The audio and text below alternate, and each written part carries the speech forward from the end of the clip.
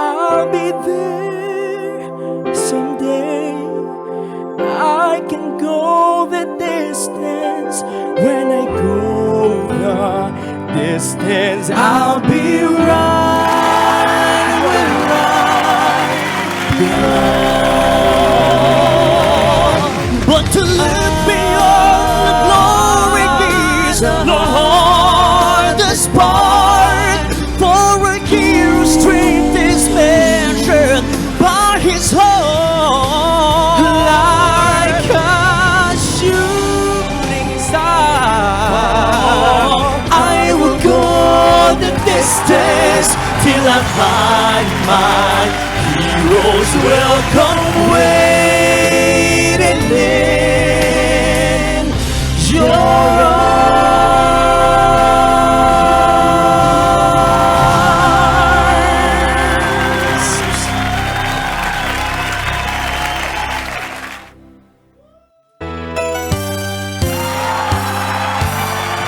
We're the children of yesterday's dream. We are the promise of the future we bring. We are the world of the restless and young, and we need a hand to guide us. Helping each other, build each other, as long as we're together, you and me. For together we stand, divided we fall. Together we climb to the top of the world. We can be what we want for the world to see, that we are the children of yesterday's dream. We are the dream come true. We are the children of yesterday's dream.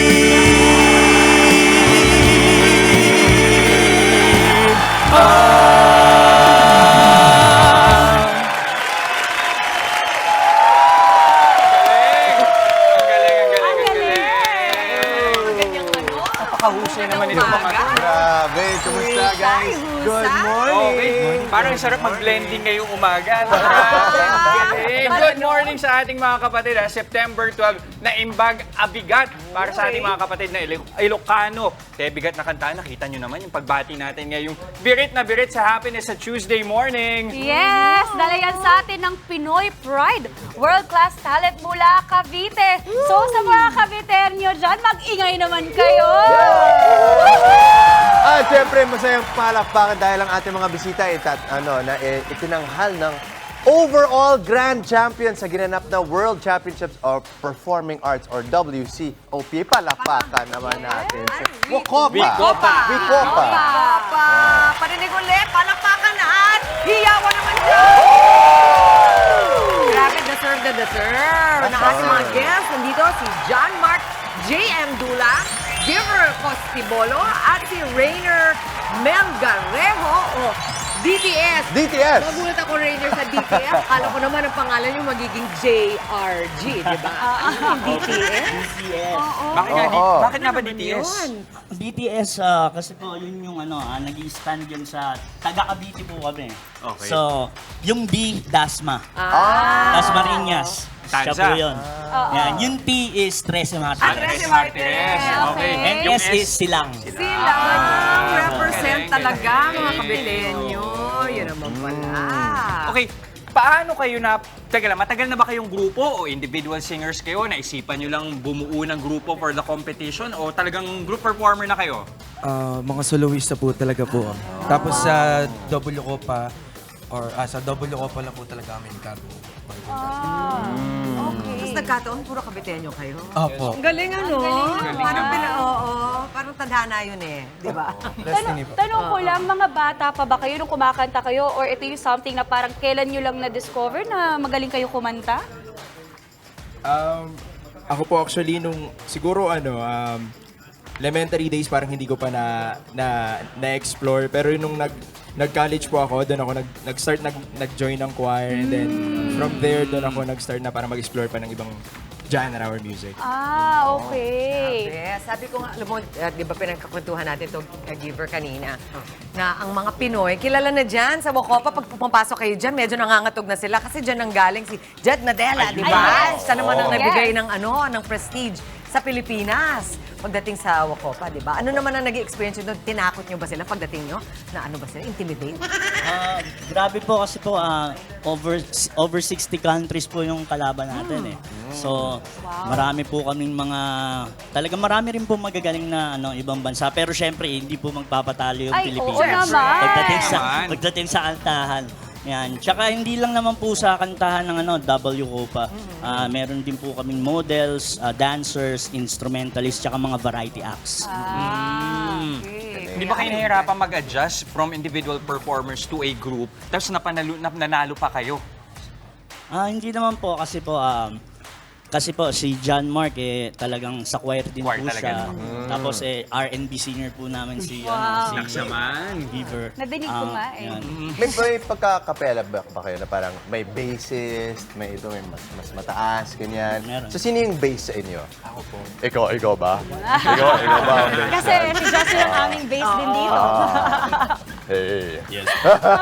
Pero balita ko, meron din daw kayong mga napanalunan individually. Okay. Gustuhan nyo naman kami. Sige. Sige ako. Ay, Sa akin naman po, since po, grand finalist po kami sa double copa.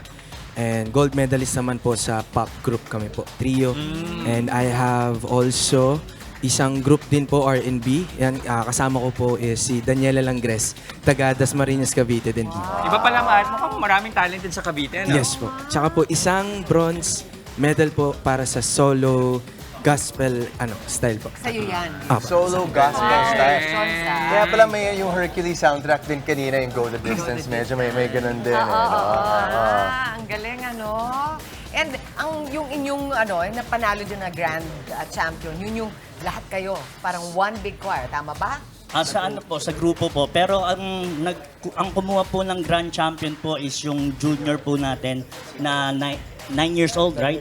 Pati yung mga bata. Wow. Diba? Iba po Lahat kasi yata ng kategorya, meron iba tayong po kasi pambato. yung sa junior at saka sa senior. Kami po yung sa senior. No, ganon din po nabanggit po yung individual category. Ako po ay nagkaroon ng 2 silver medal sa contemporary at saka sa variety. Tsaka isang bronze sa country. Ang galing. Tumabo. Oo nga eh. Kasi po, mga Pinoy. iba po sa style by style po yan eh. So May sa isang genre style, talaga. sa pop, kung May halimbawa category. Solo yung sa'yo. 50 po kayo, sa 50 po kayo, so ang kukunin po dyan is 3 lang, bronze, silver, and gold.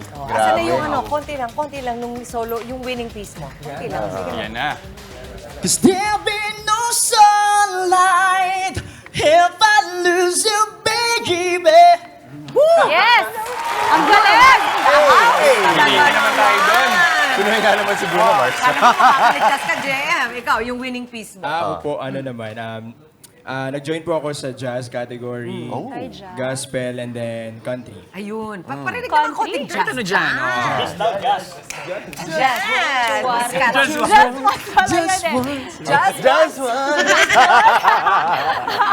Jazz. Yung country na lang po siguro. Sige, sige. Baby, lock the door and turn the lights down low. Yes! Put some music on that's soft and slow. Baby, we ain't got no place to go. Yun ang bass na sinasabi ko, pare. Yung bass, oh. Yes, meron din, Jess. Ikaw Oh, naman. Jess. Kumanda ka, Maui. Ako, nasalang mo ako, ha? Nasalang mo Wait, ako. narinig ko nagpa-practice ka kanina sa backstage. Oh. May video ko. May vocal warm-up sila. May patunay, may patunay, may patunay. Proof. Ako lang ba? Ako lang ba, Maui? Balita ko, hindi magpapatalo si Maui. Yan. Yes. Itong Best for resident last singer yan natin sa News Best 5. for last yan si Maui kasi kailangan natin marinig itong si Giver. Yes. Ganda ng pangalan mo ba? Giver. Giver, diba? no? He's a giver. Let's give it up for Giver. Give it up for you. Loneliness is such a sad affair, and I can't hardly wait to be with you again. Lamig! Lamig sa studio, lamig! Lamig! Teka, hindi tayo magpapatalo. Ang good morning, kapatid. Ay, oo naman. Paano yan? Naman! Paano yan? Ano ba ba yan? Oh my God. Okay, Okay. Maui represent! Okay. Good morning, kapatid. Nasa si Maui David. Okay. Ready na ba? Ano ulit yung pitch? Sorry. Ay! May pa-pitch. Okay.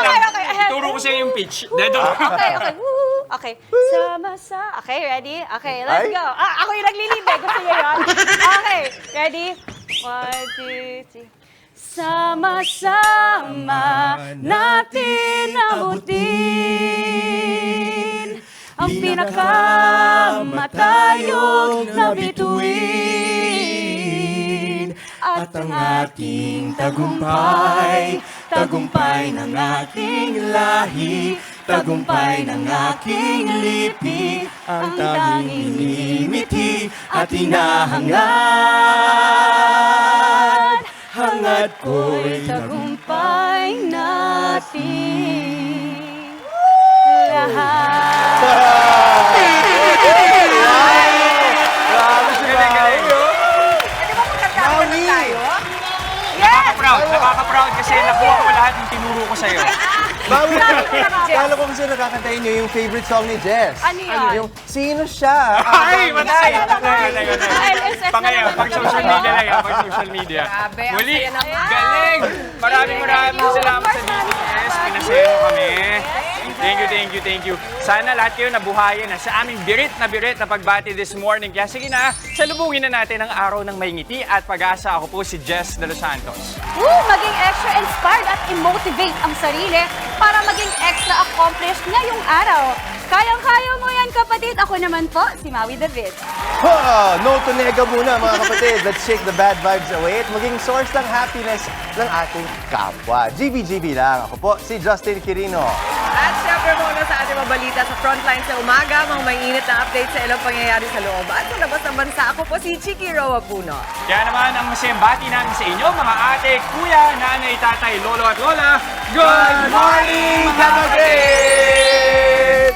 Okay, heto na. Syempre, nagsimula na tayo. Parang all-out performance sa umaga. Pero, hindi Papunta na tayo. pa natin matatapos dyan. Meron tayo sa exciting part. Oo, para sa mga commuter at mga super, bawal na bawal po ang pagkakat o pagputol ng biyahe. Ayan, ang mga multa at reklamo kaugnay sa issue ng cutting trips sa mga PUV driver, ididetalya natin sa Legal Ba To? Oh, lahat yan tayo guilty at some point. Oo. Ito naman, issue naman sa kalusugan. Namimilipit sa sakit na tiyan. Nako, di kaya ulcer na yan? Ang mga klase ng ulcer at mga sintomas nito, paano ba maiiwasan? Sasagutin sa Sabi ni Doc. Alright, live yan mamaya. At eto po issue naman sa pag-ibig. Ahem. Mahal mahal nila isa't isa. Pero ang system, magkaiba naman ang relihiyon nila. Paano na ang pagsasama? Nako, mainit yan, ha? Yan ay tatalakayan natin sa Buena Banong Mapusok Usapan ng Payong Kapatid. Yun, exciting! Opo, at para naman sa ating mga mami, give yourself a treat today. Ayan, na-treat na kami kanina sa kantahan, pero mamaya pa. Sa more, may ipapakita kaming patok na pampafresh na tinatawag na Hydra Bubble. Kung ano yan, abangan sa ating Ang fresh. Ang fresh naman. At para naman sa mga umaaksyong balita sa frontline sa umaga.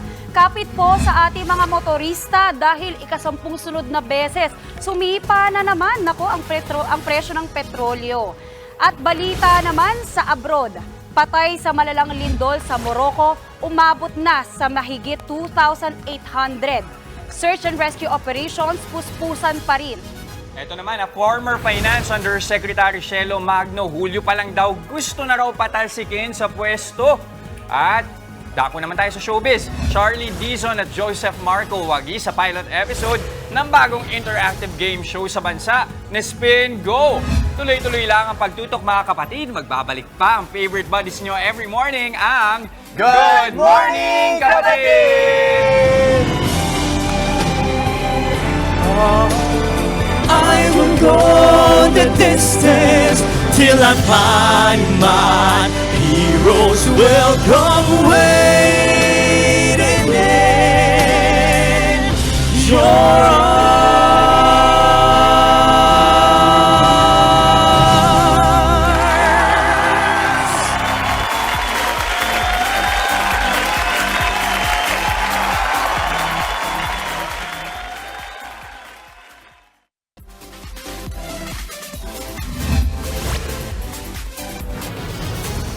Narito na mga umaaksyong balita. Ngayong araw, ihatid namin mula mismo sa frontline sa umaga.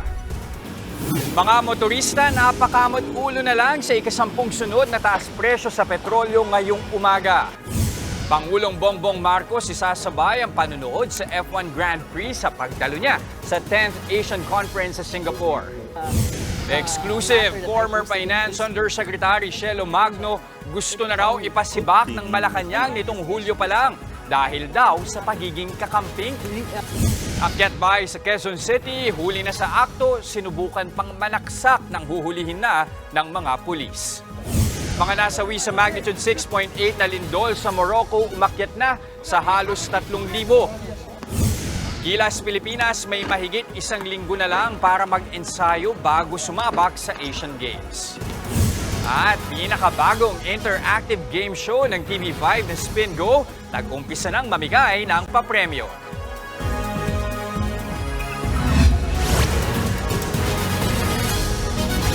Humabol sa pagpapagasolina mga motorista bago ipatupad ang ikasampung sunod na taas presyo sa petrolyo ngayong araw. Sa nakalipas na 2 buwan nga, halos 15 pesos na ang itinaas ng gasolina at diesel. Nasa frontline ng balitang yan, si Justin Punsalang. Pauwi na si Jemar matapos ang magdamag na paghahanap buhay bilang delivery rider. Pero dumaan muna siya sa gasolinahan kagabi para humabol magpagas. Habol niyang makamenos kahit papaano bago muling tumaas ang presyo ngayong araw. Wala po yung perwisyo po na tumaas po yung gasolina ngayon. Nababawasan po yung kita sa isang araw. Yun nga po sir, ang nauwi po sa pamilya, maliit na lang po eh. Si Joma naman na isang motorcycle taxi driver na naabutan naming nag-aabang pa rin ng pasahero. Sayang daw ang kita pag umalis siya ng walang sakay. Lugi talaga sir, hindi naman po ganun kalaki yung kita namin. Siyempre po, maggagas pa kami lagi. Ilan lang sila sa mga nagkukumahog na magpagas kagabi para makailag sa bagong dagdag singil sa petrolyo. Simula ngayong araw, 20 sentimos kada litro ang itinaas ng gasolina, habang 40 sentimos naman sa kada litro ng diesel, at sa kerosene naman 20 sentimos ang dinagdag. Dahil dyan, pumalo na ng 60 hanggang 86 pesos kada litro ang gasolina sa Metro Manila. May mga gasolinahan naman na aabot na ng 82 pesos ang kada litro ng diesel at 91 pesos naman sa kerosene. Sa 10 linggong sunod-sunod na pagtaas ng presyo ng langis, pumalo na sa halos 15 pesos kada litro ang itinaas ng diesel mula July 11 hanggang September 9. Sa gasolina naman, halos 10 piso kada litro na ang itinaas at halos 14 pesos naman sa kerosene. Paliwanag ng Department of Energy, bunsod pa rin ito ng kaunting supply ng langis sa buong mundo. Magbabawas kasi ng oil production ng Saudi Arabia sa susunod na buwan. Nagbabalita mula sa frontline, Justine Punsalang, News 5. Unti-unti nang nakatatanggap ng ayuda ang mga rice retailer bilang tulong sa gitna ng ipinatutupad na price ceiling sa bigas. May ilan namang hindi nakatanggap ng ayuda dahil naabutan daw sila ng cut-off. Para sa ibang detalye, nagbabalita live mula sa Quezon City si Hannibal Talete. Hannibal, marami na bang nakatanggap ng ayuda dyan? Jester, Maui, isang linggo matapos ipatupad ang price ceiling sa bigas, nakatanggap ng ilang rice retailer dito sa Kamuning Market sa Quezon City. Inumpisahan daw nitong Sabado ang pamimigay ng 15,000 pesos na ayuda sa kada retailer. May ilan pang hindi nakakatanggap dahil inabutan na sila ng cut-off.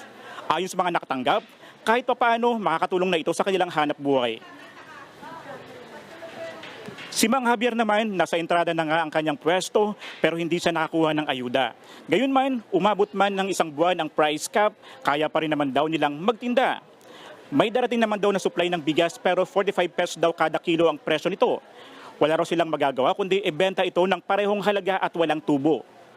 Pero kung pipiliin daw silang ibenta ito ng 41 pesos kada kilo, hindi na raw nila ito kakayanin. Bukod sa mga retailer ng bigas, nais din ng may-ari ng sari-sari stores na makakatanggap din ng ayuda. Ayon sa Philippine Association of Stores and Carinderia Owners Incorporated, marami sa kanilang mga miyembro ang tumigil ng magbenta ng murang bigas dahil walang bumibili. Bukod kasi sa durug-durug na kadalasan, may amoy pa. Kinumpirma naman ng Department of Social, Welfare and Development o DSWD na kasama ang mga may sari-sari stores sa 60,000 retailers na makakatanggap ng ayuda. Inuna lang daw ang pamahagi ng 15,000 pesos na ayuda sa mga rice retailer.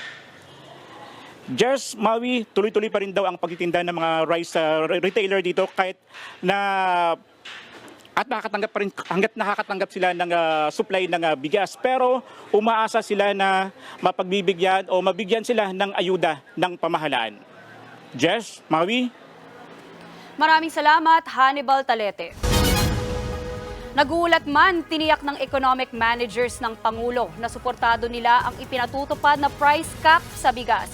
Ayon kay Finance Secretary Benjamin Jokno, nakikita nilang effective short-term solution ang price cap na panlaban sa mahal na presyo ng bigas. Una nang sinabi ng kalihim na maaari lang tumagal ng 1 buwan ang price cap. Tuloy-tuloy naman ang paghahanap ng economic managers ng long-term solution sa problema. Kabilang sa mga suggestion nila ang pag-alis ng taripa sa imported rice. Importante rin daw na habulin ng gobyerno ang mga hoarder at kartel na nasa likod umano ng manipulasyon sa supply at presyo ng bigas. Magdadala ng pag-ulan ang binabantayang low pressure area ngayong araw. Huling namata ng LPA, 790 kilometers silangan, hilagang silangan ng Basco, Batanes. Maliit pa rin ang tsansa nitong maging ganap na bagyo. Pero dahil sa trough o extension nito, uulanin ang ilang parte ng norte.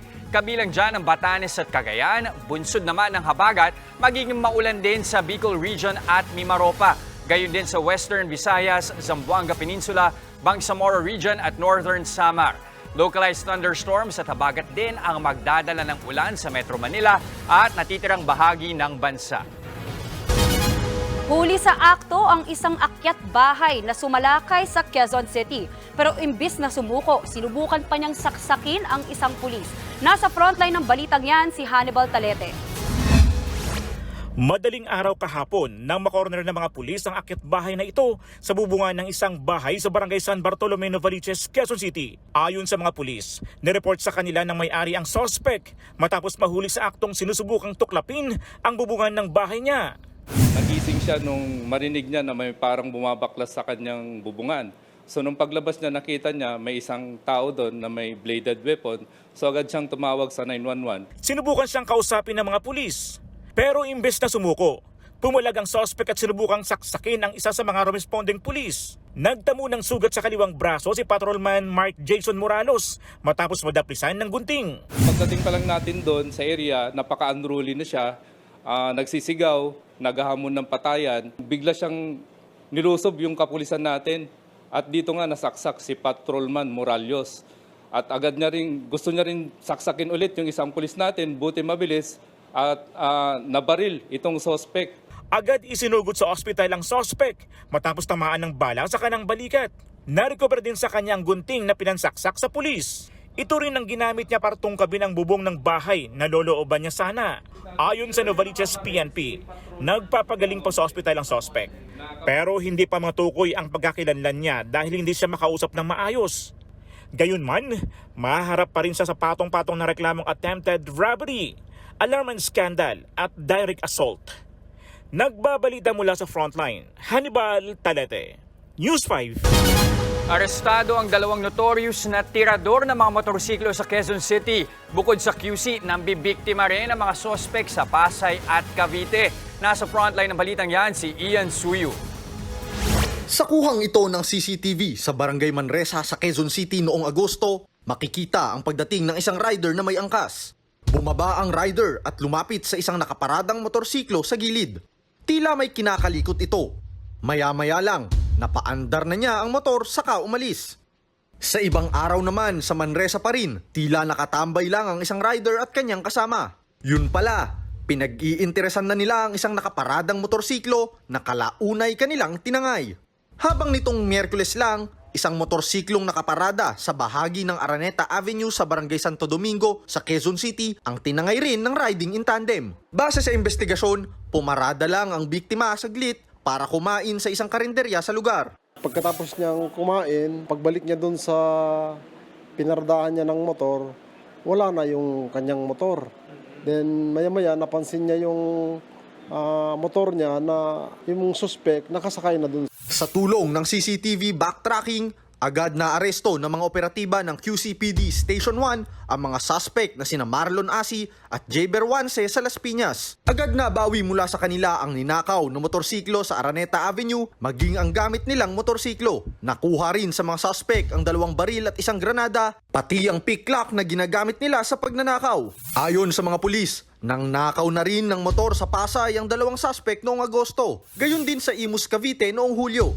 Ganun, nangunguha lagi ng motor, sir. Nakaparada dyan, pag wala, may gamit silang pick lock, sir, para madaling itangay yung motor. Base sa records, dati nang nakulong si Asi, may kinalaman din sa pagnanakaw ng motorsiklo. Pero ang 2, todo tanggi sa krimen. Wala pong katotohanan yun, sir. Dahil na-setup lang po talaga kami, sir. Yung nagpa-deliver po sa amin ng motor. Tapos yun na po, bigla na po kami pinadapa pagdating namin sa area. Wala pong katotohanan yun. Setup lang po kami. Mahaharap sila sa patong-patong na reklamo, kabilang ang paglabag sa New Anti-Carnapping Act, Motorcycle Crime Prevention Act at Comprehensive Firearms and Ammunition Regulation Act. Nagbabalita mula sa Frontline, Ian Suyu, News 5. Mahigit 100 residente ang nawala ng tirahan sa kambal na sunog sa Cebu City. Ang isa sa mga residente inaresto matapos iturong nagsimula ng sunog. Nasa frontline ng balitang yan si John Aroa. Mula sa Himpapawid, kita ang lawak ng sunog na sumiklab sa Barangay Tijero sa Cebu City. Halos mapuno ng mga fire truck ang buong kalsada. Mabilis na nilamon na nagngangalit na apoy ang mga bahay na karamihay gawa sa light materials. Nahirapan din ang mga bumbero sa pag-apula dahil sa kitid ng daan. Ang ilan sa kanila umakyat na sa mga bubong para maabot ang mga nasusunog na lugar. Tumagal ang halos 1 oras bago tuluyang naapula ang apoy. Kinaumagahan, ganito na ang dinatna ng maraming residente. Natupok na ang halos lahat ng mga bahay sa lugar. May ilan na sinubukan pang maghanap ng maisasalbang gamit. Ang bahay ko wala na. Bigla lang nawala. Paano ng kabuhayan namin? Ito lang ang pinagkuna namin ng panggusto o pagsarili. Parang atakehin ako ng hagad kasi yung gabi na yung nangyari yung anak ko pinakainin ko tapos lumabas ako kasi bumili ako ng gamot. Tapos pagdating ko dito yung laki ng apoy. Kaya nga hinila ko yung mga anak ko palabas. Wala kaming nakuha kahit ano. Bago pa man ang sunog, may nauna na ring sunog na sumiklab sa parehong barangay. Ilang oras lang ang nakararaan. Kaya ganoon na lang ang laki ng pinsala na naiwan sa lugar. Sa kabuuan ay nasa 35 bahay ang nasunog at 160 naman ang mga apektadong residente sa dalawang sunog. May di patukoy na bilang ng mga nasugatan habang wala namang napaulat na nasawi. Inaresto naman ng mga pulis ang isang lalaking pinaparatangan na nagsimula ng sunog. Nagsindi umano ng droga ang suspect na si Lionel Rivera sa kanyang kwarto na siyang naging mitsa ng apoy. Meron sir, yung mga residente doon sir, may allegations. Kaya siya pinick up ng barangay tapos dinala sa police station. Kasi may allegations na yun nga sir, baka daw, intentional, baka lang daw. Pero for safekeeping naman, may siya, temporary detain. Bagay na hindi itinanggi ni Rivera, pero hindi niya raw ito sinadya. Di ang paggamit ko dahilan ng pagsunog. Tragedy yung nangyari, sir. Pero hindi ko sinadya sunugin ang bahay ko. Mahal ko ang pamilya ko, sir. Patuloy pang inaalam ang mitsa ng apoy. Umabot sa 6 million pesos ang tinatayang pinsala sa magkasunod na sunog. Inilikas muna sa sports complex ng barangay ang mga apektadong residente. Nagbabalita mula sa frontline, Jana Rua, News 5.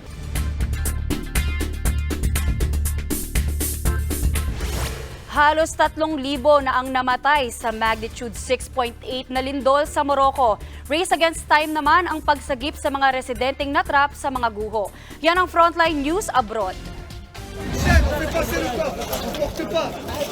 Wala pa rin tigil ang mga rescuers sa paghalughog ng mga guho sa Morocco 4 na araw matapos ang magnitude 6.8 na lindol. Katuwang ang sniffer dogs at bagong teknolohiya, sinusuyod nila ang bawat sulok para sa anumang senyalis ng buhay. Habang tumatagal kasi, lalong lumilit ang tsansang may makuha pang buhay. Sa huling tala ng Moroccan authorities, higit 2,800 na ang patay sa lindol. Halos 2,600 naman ang sugatan. Libo-libong residente ang walang tirahan at kailangan ng pagkain at tubig. Kaya sa pagdating ng ayuda, nag-uunahan na mga residente na makakuha.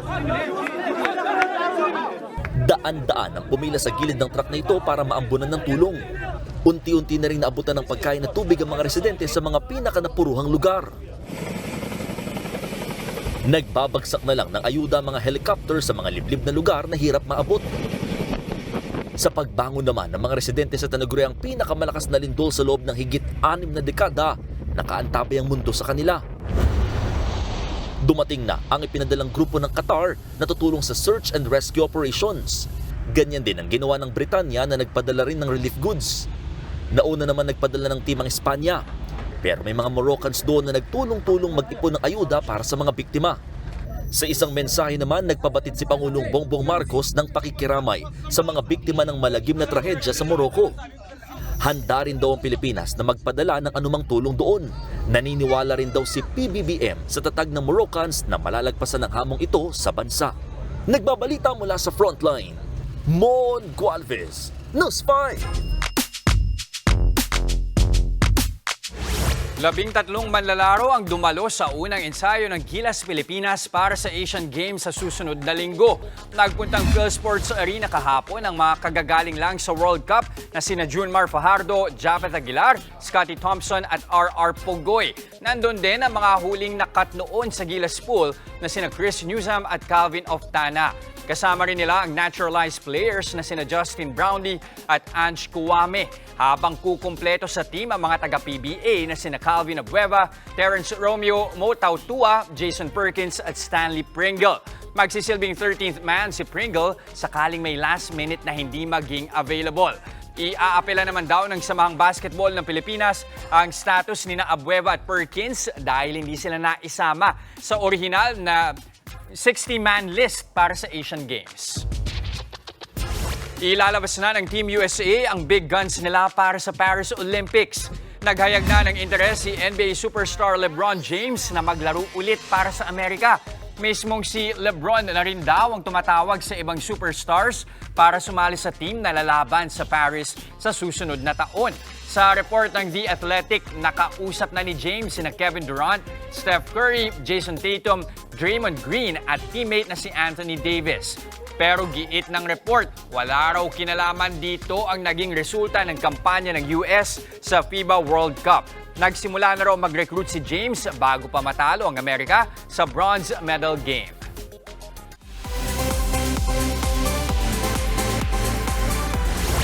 Nagsimula nang mamigay ng papremyo ang pinakabagong interactive game show sa bansa na Spin Go. Pindutan na! Spin Go! Spin Go! Sa kanilang pilot episode kahapon, mahigit 10,000 kapatid natin ang nag-download at nakipindot sa Spingo app. Bukod pa yan sa 100,000 peso prize money para sa maswerteng manlalaro. Unang sumabak sa Spingo ang cast ng hit Hapon Champion Serye na Pira-Pirasong Paraiso. Dito big winners sina Charlie Dizon at Joseph Marco. Mapapanood ang Spingo mula Lunes hanggang Biyernes bago mag-Frontline Pilipinas sa TV5. Wow, nakauna. Yes. Nakapag-download na ba tayo ng, ng bingo card natin? Inaral ko na yan. Ang galing. Lahat inisan kahapon. Download na kayo, mga kapatid. At sa ating pagbabalik, dalawang nag-iibigan pero magkaiba ng pinaniniwalaan. Dapat bang mauwi sa hiwalayan? Pag-uusapan natin mamaya sa Payong Kapatid. Speaking of hiwalayan, cutting. Ito, paano naman sa mga napeperwisyo ng cutting trips ng ilang tsuper? May multa at reklamong katumbas yan. Isa-isayin natin yan sa Legal Ba To? At sasabi ni Doc naman ang nakapamimilipit na sakit ng peptic ulcer. Pag-uusapan natin live si Doc Dex Makalintan. Nandito siya. Huwag kayong alis, magbabalik pa rin ang inyong favorite morning buddies, ang Good Morning, Kapatid!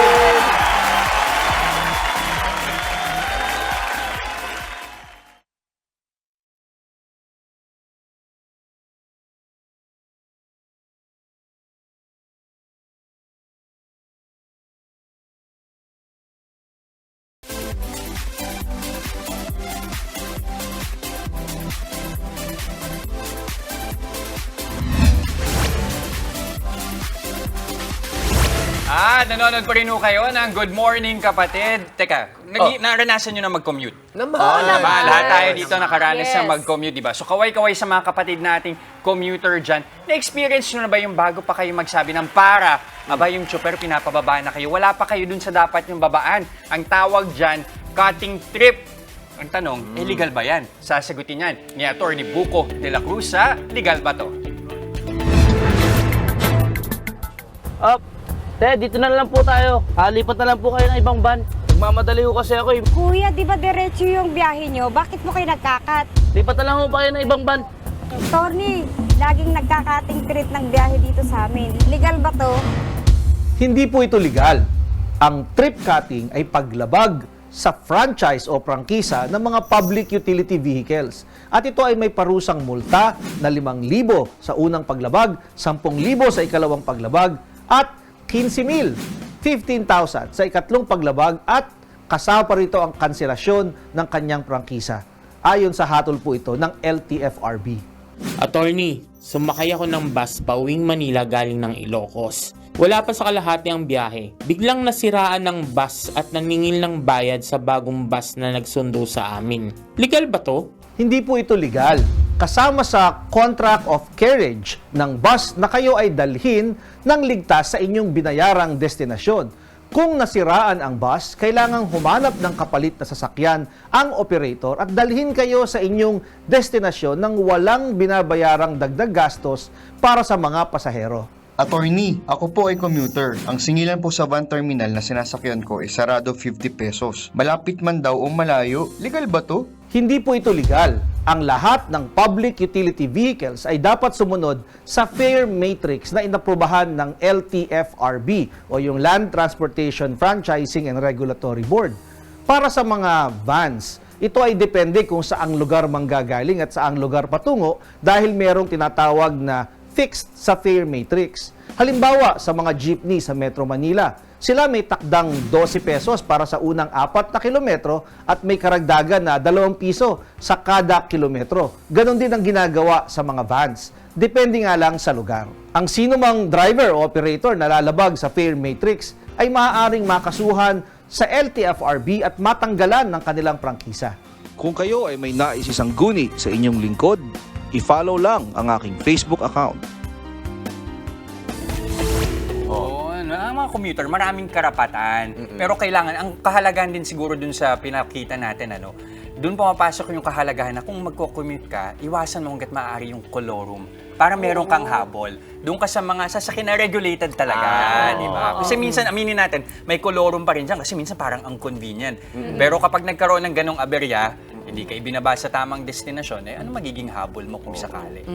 Yung sinasabi, boy, parang mga kontra-kontrata. Oo, Na-experience ko rin yan. Mahirap nga naman. Tapos at least yung sa mga regulated, may insurance pa. 'Di ba? Minsan, especially yung mga trusted talaga, 'di ba? So kapag may nangyari, aksidente o whatever, 'di ba? At least insured ka. Tama. Tsaka thanks to Attorney Buko, kapag subukan kayo ibaba sa hindi tamang lugar, sasabihin nyo lang, alam ko ang batas, bawal yan, hindi yan legal. Sabi ni Attorney Buko, meron ding dala yung bigat, di ba? Kapag alam ng tao na maalam ka rin sa batas, hindi ka nila pagsasamantalahan. Ang gagawin mo, pupunta ka sa TikTok ng News 5, pakita mo yung ito, sabi ni Doc. Ay, sabi ni Doc. Sabi ni Attorney. Sabi ni Attorney. Kasi mamaya may sabi ni Doc tayo. 15,000 ang multa niyan. Kaya yan talaga ang pinasasalamatan natin kay Attorney Buko kasi binibigyan tayo ng kaalaman na talagang makakapag-protekta naman sa atin. Para hindi tayo mapagsamantalahan, mga mami, mga daddy, mga kapatid. Tama. Speaking of, usapang kalusugan naman tayo. Nako, huwag baliwalain kapag sumasakit ang tiyan ninyo. Marami kasi posibleng dahilan yan. Kabilang na ang pagkakaroon ng peptic ulcer. At paano nga ba ito maagapan? Panoorin natin ang sabi ni Doc. Namimilipit ka ba sa sakit ng tiyan? Nako, baka ulcer na yan. Pero ilagay po muna natin sa tamang konteksto. Masasabi lamang na ulcer yan kung nakita o na-visualize yan ng inyong mga doktor sa pamamagitan ng pag-scope sa loob ng inyong mga gastrointestinal tract.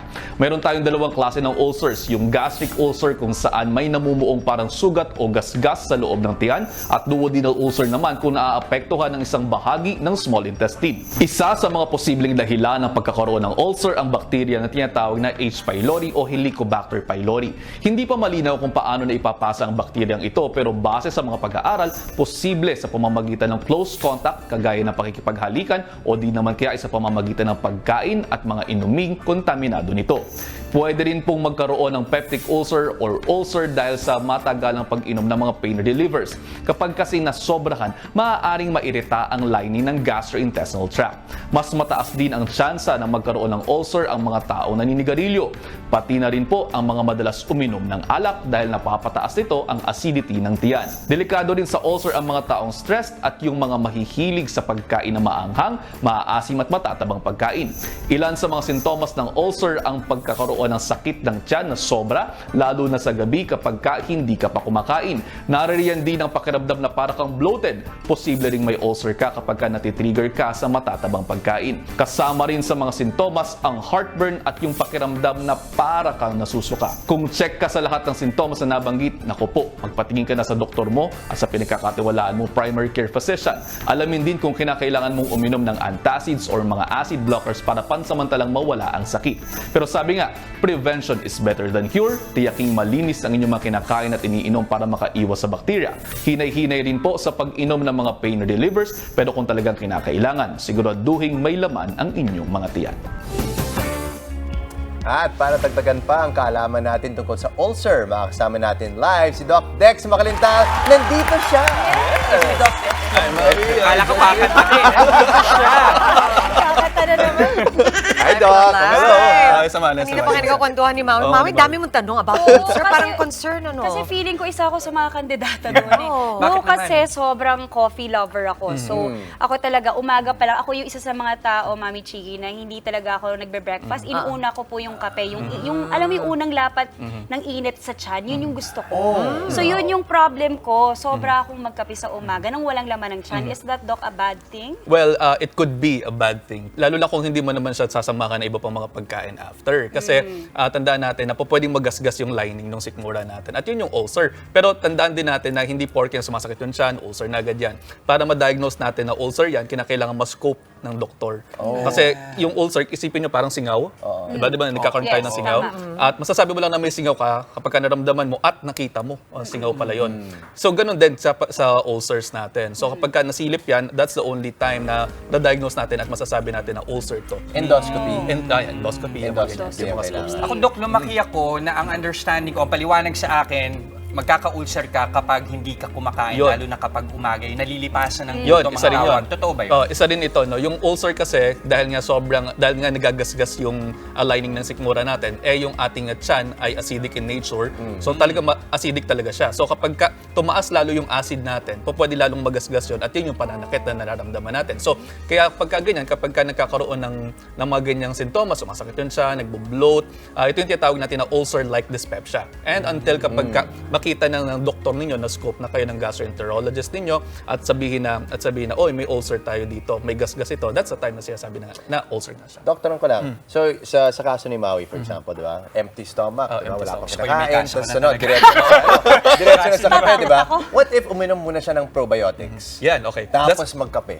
Okay, that's a good question. No? Yung probiotics, nakakatulong siya kasi sa pagre-repair ng gut natin. And remember that our gut ay nandiyan din yung ating immune system at nandiyan din yung 70% of the immune system, ito yung tinatawag natin na gut microbiome. Yung microbiome, it's the combination of good and bad bacteria. At kapag mas marami kang good bacteria, mas nare-repair yung lining.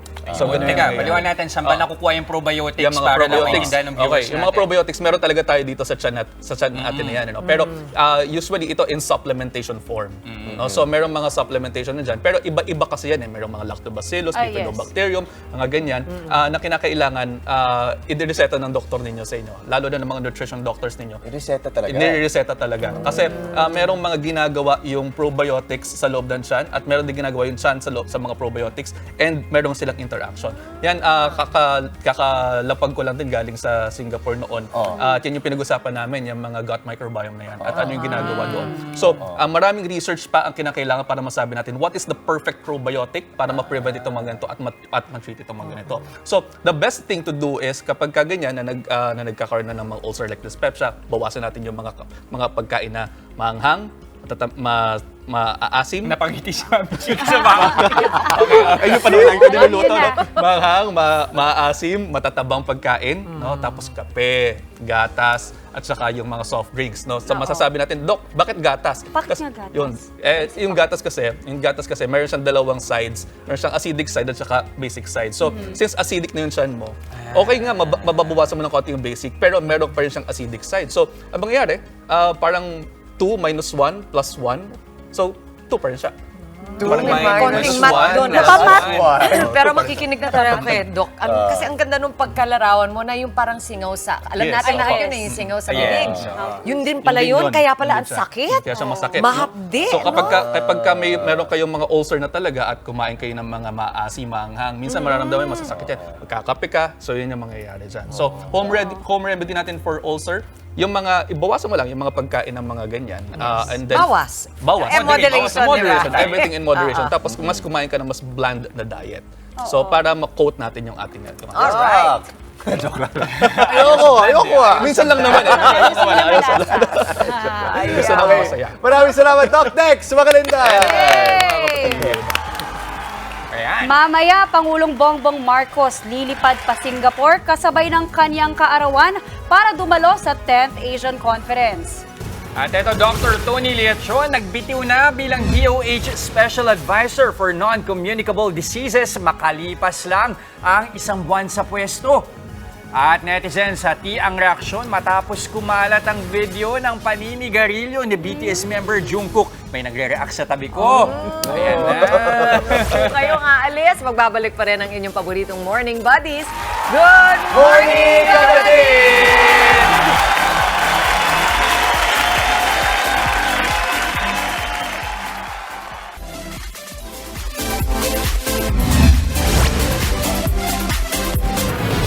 Ito naman ang ating mga umaaksyong balita sa Frontline sa umaga.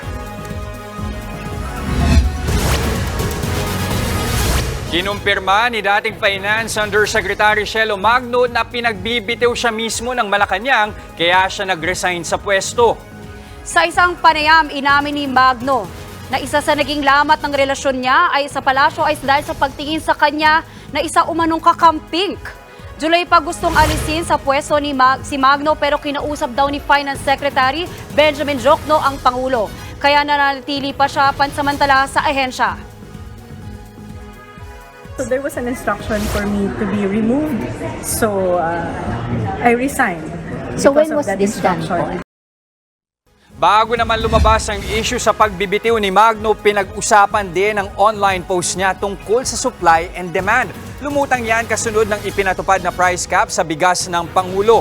Hindi raw kasi kinonsulta ang economic team tungkol dito. Kaya giit niya, hindi rin ito epektibo hanggat hindi natutuldukan ang hoarding.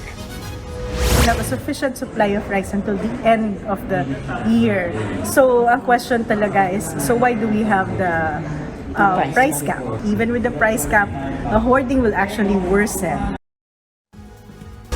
Matapos ang malakas na lindol sa Morocco, muling nagbabala ang FIVOC sa banta ng The Big One na posible rin daw tumama dito sa Metro Manila. Ayon sa ahensya, posibleng umabot sa 34,000 ang mamamatay sa oras na gumalaw ang West Valley Fault. Base yan sa pag-aaral ng Japan International Cooperation Agency o JICA sa magiging lawak ng pinsala kapag tumama ang magnitude 7.2 na lindol sa NCR. Bukod sa mga posibleng masawi, libu-libong bahay, gusali at istruktura ang guguho. Dahil dito muling binigyang diin ng FIVOC ang maagap na paghahanda para maibsan ang pinsala ng nakaambang trahedya. Kung trend at interval daw kasi ng mga nagdaang lindol sa West Valley Fault ang pagbabatayan, hindi malayong mangyari ang The Big One bago ang taong 2058. Nagbitiw bilang Special Advisor for Non-Communicable Diseases ng Department of Health si Dr. Tony Liachon. Sa kanyang sulat kay Health Secretary Ted Arbosa, sinabi ni Liachon na epektibo agad ang kanyang resignation. Personal na dahilan ang ibinigay ng doktor sa kalihim ng DOH. Pero naniniwala si Liachon na makabubuti ito para sa kanya at kanyang pamilya. Isang buwan pa lang ang nakararaan ang italaga si Liachon bilang DOH Special Advisor. Dati rin siyang nanilbihan bilang Special Consultant ng National Task Force Against COVID-19 noong pandemya.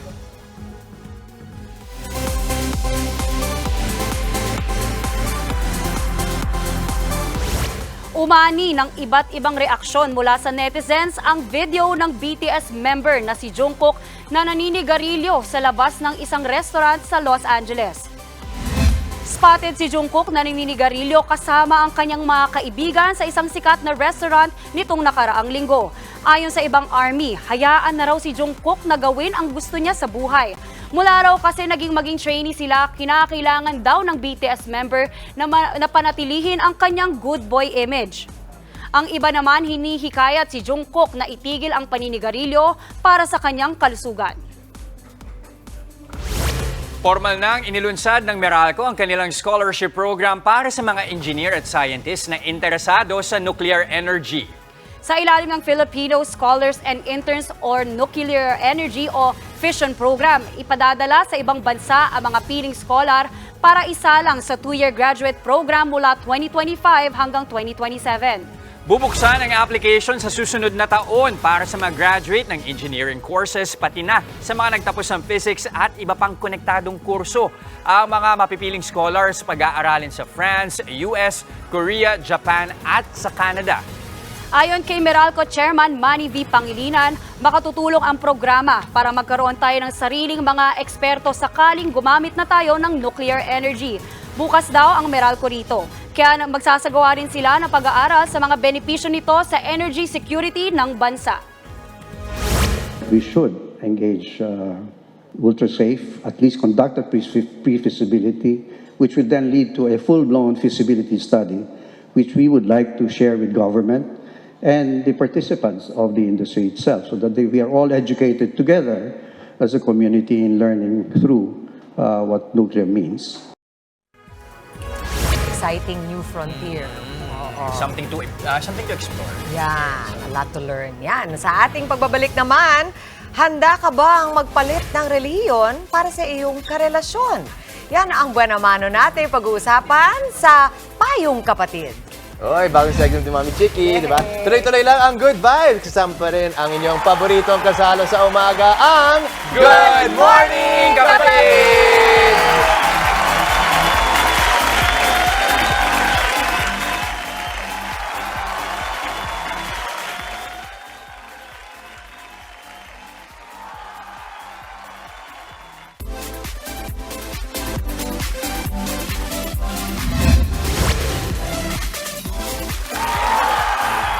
Mag-on pero magkaiba ang relihiyon. Madalas na hindi naman issue yan kapag bago pa lang ang magkasintahan. Pero paano kapag mas lumalim na ang pag-iibigan?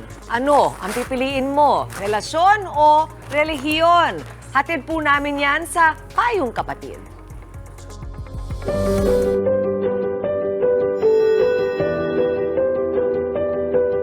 May mga kilala ba kayong mag-asawa, magkarelasyon o matagal nang magkasama sa buhay pero magkaiba ang relihiyon?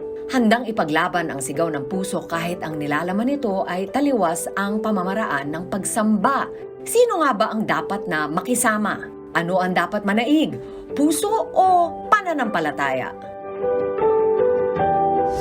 Ako po si Hannah May Picones, isang born-again Christian. Ako po naman po si Howell Carcamo po, isa pong Katoliko. 11 years na kami magkarelasyon, pero hanggang ngayon hindi pa kami nakakasal dahil magkaiba kami ng relihiyon. Sa murang edad pa lang ay nagkaibigan na sina Hannah at Howell. Bagamat alam nilang magkaiba ang relihiyon, hindi nila akalain na magiging problema pala nila ito. Dahil mapusok ako, ilang taon pa lang ako na nagkakilala kami, wala akong pakialam. Ngayon, nung nagkaroon kami ng anak, medyo dun nagkakaroon ng struggle, nalalaman ng mga relatives namin, both sides, sa kanya tsaka sa akin na, ay, magkaiba kayo ng religion, bawal yan. Nangilang po ako sa kanila kasi nalaman ko po na Christian sila. Christian po yung religion nila. Ako po, Katoliko. Pagka pumupunta po ako sa kanila, naiilang po ako kasi karamihan po sa mga tiyahin niya is pastor. Tsaka pastora. Pati pastora. Kaya po nung pupunta po ako, lagi po ako nakatungod. Dahil nga po yun, mahal namin yung isa't isa. Kami po ay lumalabag dun sa paniniwala nila. Sa paniniwala rin po namin, pero nandun na po eh. Lumaki si Howell sa isang pamilya na nasanay mapalibutan ng mga santo, rosaryo at simbolo ng krus. Habang nahihirapan naman si Hannah na unawain ang mga paniniwalang Katoliko dahil sa dami ng iba't ibang selebrasyon at mga santong dapat kilalanin. Madalas namin pinagtatalunan yun, sabi ko, yung mga santo dito sa bahay. Eh, dito ko nakatira, sabi niya. Ayoko niyan. Ayoko na may ganyan kasi wala namang ganyan sa bahay namin. Sabi ko, bakit? Bahay namin to. Ayun, doon kami nag-aaway. Lumayas siya, nag-aaway talaga kami. Kasi bilang Katoliko, masakit sa akin yun. Kumbaga parang, bakit mo pakikialaman yan? Dumating ka naman na ano, o bakit mahal mo ba ako? Tsaka ang reason ko din kasi, nagtatalo talaga kami. Sa kabila ng kanilang hindi pagkakaintindihan dahil sa relihiyon ay nananatili pa rin daw na matatag ang samahan nilang dalawa para sa 3 nilang anak. Nakapag-usap at nagkasundo na rin sila na respetuhin ang paniniwala ng isa't isa. Nagpasya rin si Howell na suportahan ang kanyang kinakasama sa pananalig, ngunit hindi isantabi ang kanyang pagiging Katoliko. Kapag po nagsisimba kaming pamilya, yung mga bata, yung mga anak po namin, sa church nila po kami nagsisimba. Sinasama po nila ako. Kahit po ako isang Katoliko, tanggap naman po ng pastor nila na kahit hindi pa ako nakakalipat sa religion nila is welcome naman po ako dun sa kanila na sumamba. Plano rin nilang magpakasal na lamang sa parehong relihiyon kung maaari upang mapagbigyan ang kagustuhan ng isa't isa. Kasi gusto ko magpakasal sa Katoliko tayo, tapos gusto niya sa Christian. Ba't di tayo magpakasal sa parang... Yung parang ginawa po namin sa blessing no sa sakyan namin. Pinabless po namin una sa church namin. Sa church nila. Then Tapos, kinabukasan sa po, church. dinala naman po namin Sa Catholic Church. Ano man ang relihiyon o paniniwala ng iyong kabiyak, kung handa mo siyang ipaglaban, walang makahahadlang.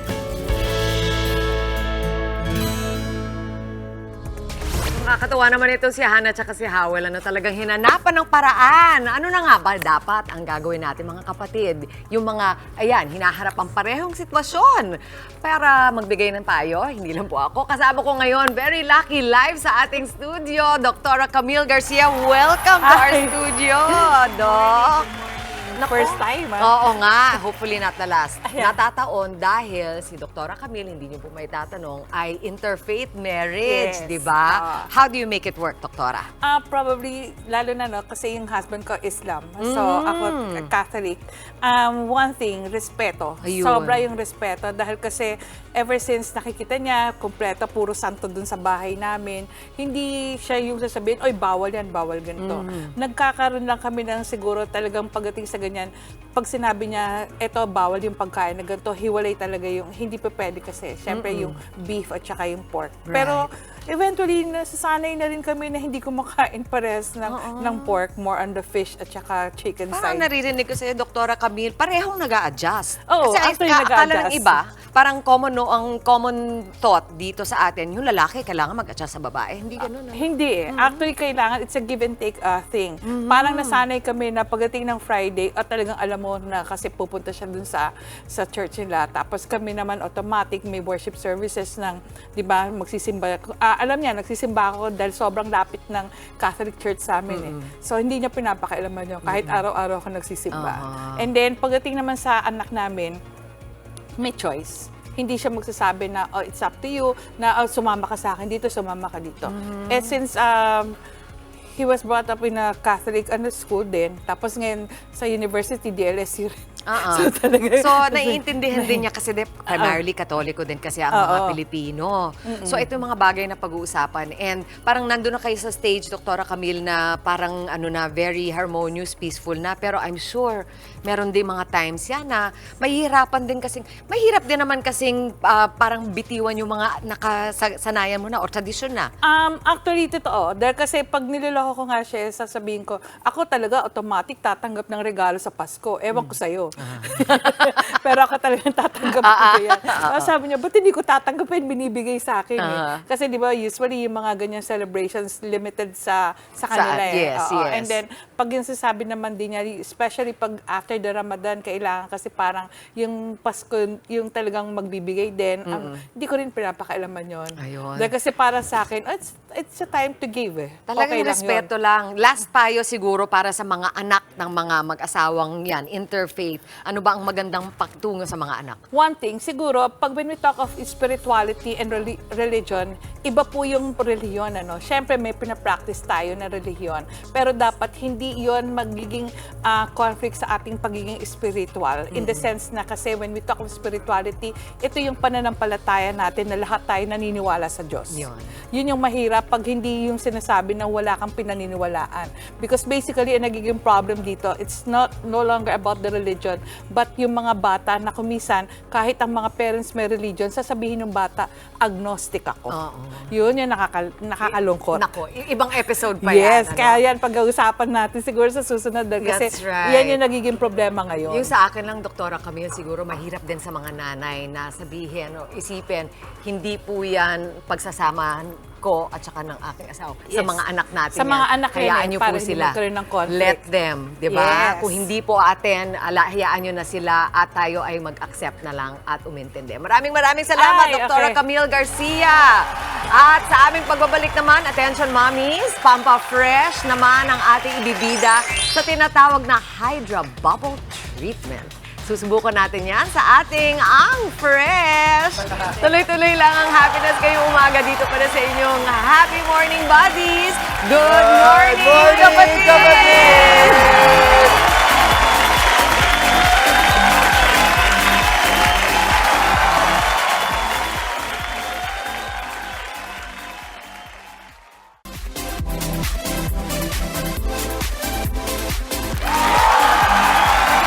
Nagbabalik po ang Good Morning Kapatid. Attention, mommies! It's your time to shine.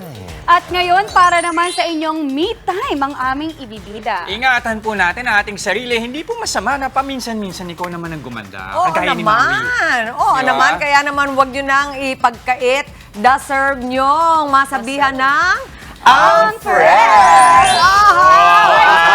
Speaking of fresh po, ipakikilala natin ang napaka-fresh din naman na ating kasama dito. Kasi ito rin, fresh din ang procedure na Hydra Bubble Treatment na makikilala natin ngayon mula sa ating blooming medical tourism. Ayan, pag-uusapan din natin yan. Kasama si Dr. Gisela Trajano Sarmiento, Dermatologic Surgeon at Fellow ng Philippine Academy of Aesthetics and Age Management Medicine, or PAMI. We are so happy na nandito kayo live. Good morning, Doc.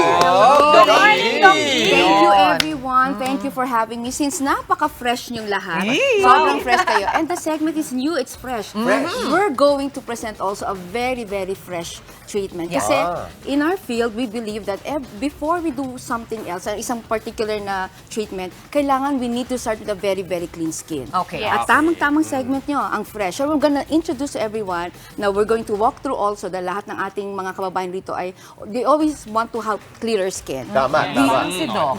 So we always start with a fresh skin. Kaya ang dala namin sa inyo for your first segment is something new, something fresh. This is what we call the Hydra Facial Bubble. Hydra Bubble. Hydra Facial Bubble.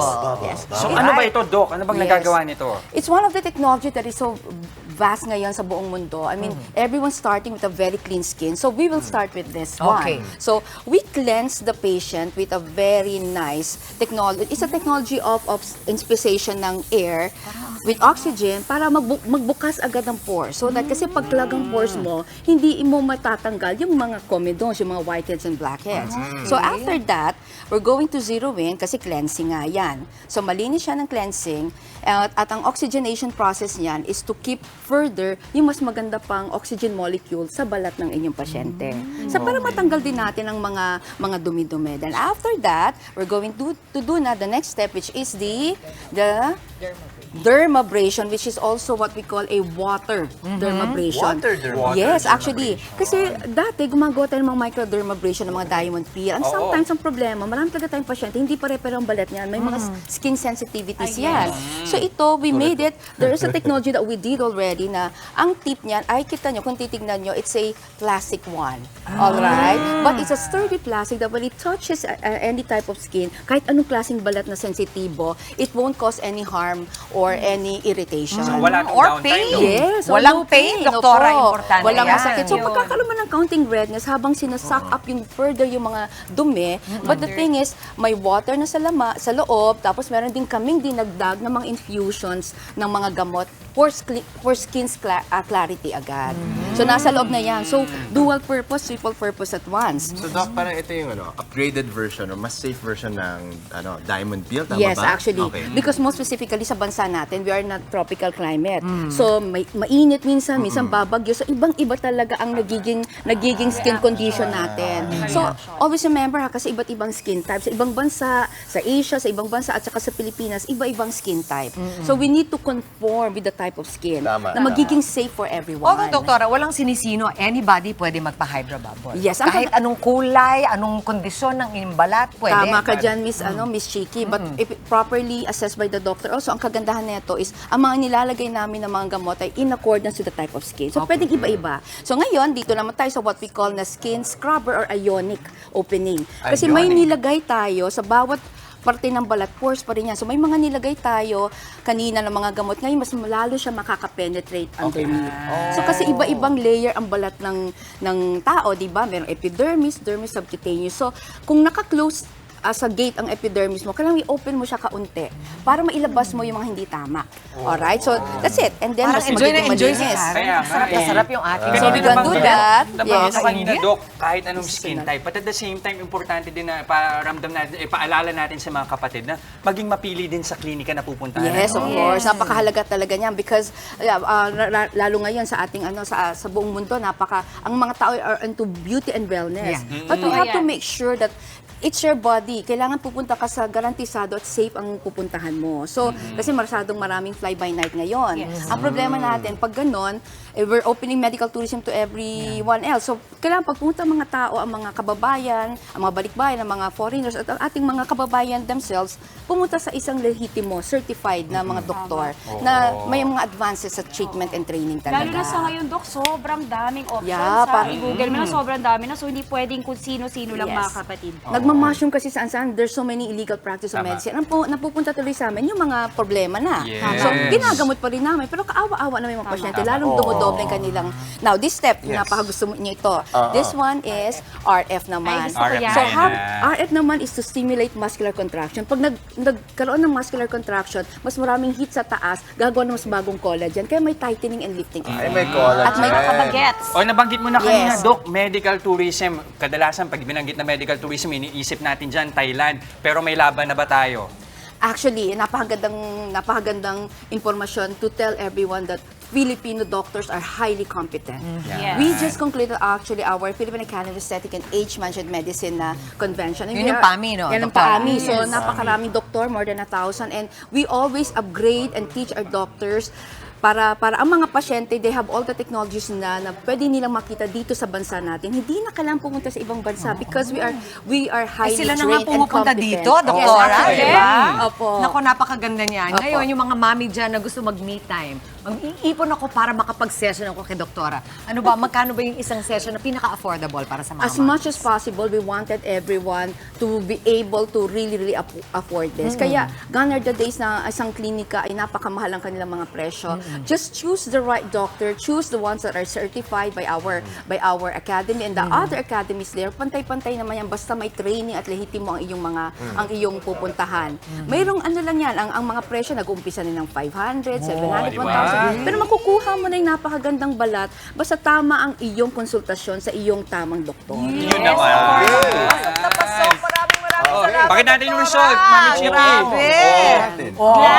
Glass skin na si ate.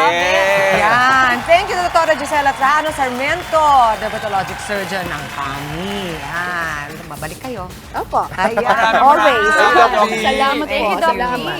Okay, bago tayo magtapos sa announcement lang, may audition ng World Championship sa Performing Arts ngayong Setyembre para sa WCOPA Team Philippines na lalaban sa US next year.